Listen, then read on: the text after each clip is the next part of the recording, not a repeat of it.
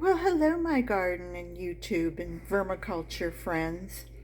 My friend Patrick over at Vermicomposting Learning by Doing suggested that he was using his Plumeria blossoms that when he and his wife went on their honeymoon, they went to Hawaii and brought back plants, and we're growing them here in Florida. And so he was giving his worms some plumeria. So, not to be outdone, my plumeria plant came from Hawaii back in 1979 from my front yard, and I've grown probably well over 100 plants. And this is the end of it as far as blooming. But I had to take him up on the challenge of giving Plumeria blossoms to the worms.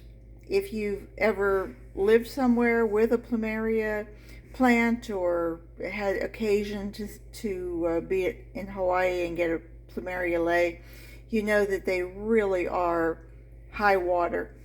And I did not know this because, we were always told that the plant itself, that milky substance inside, can either be skin irritating or, if your dog ate it or cat ate it, they could get very sick. However, the blossoms are supposed to be edible. And what I saw in a YouTube clip was that the young man was taking them and dipping them in kind of a tempura batter and then deep frying them, and then he was eating them and said they were just delicious, which really, you're eating that tempura. Anything could be delicious. But so they are edible. So if they're edible to humans, I'm sure they're also edible to my red wigglers. And so I did it before, and I was making a little video, and I was singing to you, the huma huma nuka nuka apua'a, go swimming by. And we lived there for 8 years, so we knew, and my husband was a travel agent, so we really knew all of the Hawaiian songs.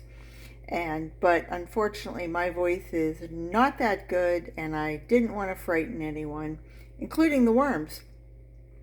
So I decided to trash that one and just keep you abreast of what I'm doing in my words instead of in song.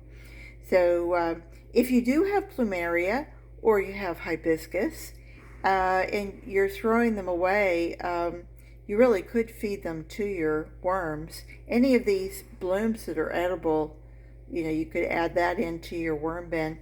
And I have to say, I just did this about 15 minutes ago, and my husband came in and we were chatting, and he left again, and I came over and lifted the lid, and oh my goodness, what a wonderful fragrance.